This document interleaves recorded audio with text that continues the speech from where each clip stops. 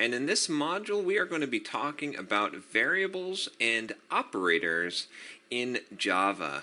We're also going to be covering a few other topics that are related to variables and operators, and this is kind of going to be the really first steps in learning Java. And before we get really into this module, I just wanted to let you know that for this entire course and for all of these modules, a programming language is something that is really hard to learn from a step-by-step concept introduction style. And what I mean by that is that you may want to go back and review some of these modules as we get further, because I'm going to reference some things in this module, for example, that are going to cover some material that we're not really going to introduce until later modules, because a lot of things in a programming language are very dependent on each other. And so for us to talk about variables and operators, we're going to have to talk a little bit about things like classes and conditional statements. And so when we cover those later on, you might want to come back here to get the full picture.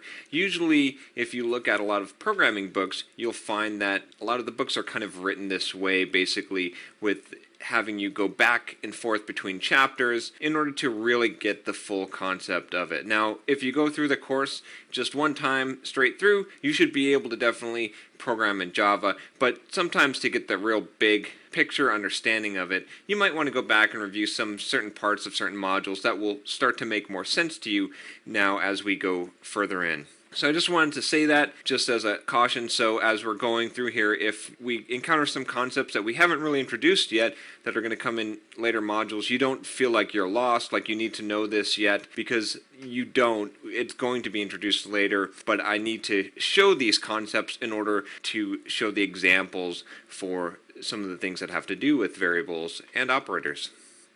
So let's go over what we're going to cover in this module. We're going to cover a lot of ground here, and we're going to start with basically defining what a variable is. And if you're new to programming in general, this is going to be beneficial to you. If you already know about programming, we're just going to talk about it in terms of Java. And then we're going to do the same thing with a type. We're going to introduce a type, talk about what a type is, not go too much into detail there. And I'm going to show you kind of how to use a variable and type in Java and how to do some basic declarations. And then we'll talk a little bit about how to name variables. I think it's very important for someone learning a programming language to get kind of some good skills in naming variables, because that really helps you to make readable code.